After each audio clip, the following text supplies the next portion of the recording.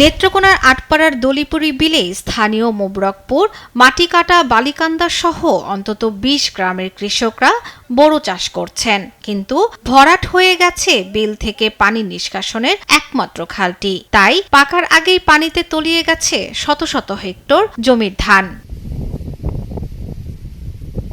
শুধু দলিপুরি বিলের কৃষকরাই নয়, পানি নিষ্কাশনের যথাযথ ব্যবস্থা না থাকায় জেলার কমলাকান্দা, মেদাবিল, মদনের গণেশের হাওর ও তলার হাওর সহ কয়েকটি হাওরের বোরো ধানের জমি পানিতে তলিয়ে গেছে।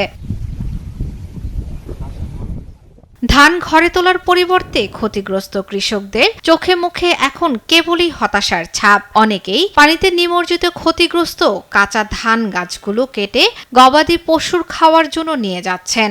আমাদের জমি করছিলাম আমরা নিজেরা খাওয়ার জন্য, এখন কাইতেছে হাঁসে, গরু বাছুরও খায় না।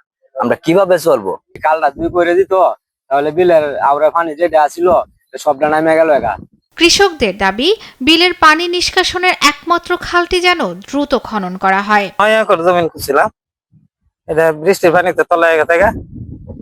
আমাদের অনেক পয়সা লেবার খরচ হয়েছে। তবে জেলা কৃষি বিভাগের দাবি, সাম্প্রতিক বৃষ্টিপাতে ৫৬০ হেক্টর জমির বোরো ধান আংশিক নিমজ্জিত হয়েছে। বৃষ্টিতে আমাদের বেশ কিছু জমি আমাদের এটা আংশিকভাবে নিমজ্জিত হয়েছে।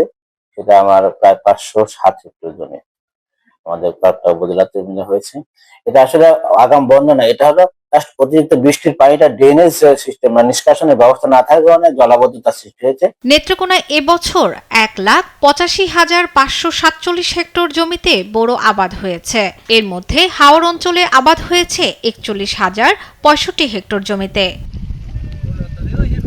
শর্মিলা কেয়া, নিউজ ডেস্ক, দেশ টিভি।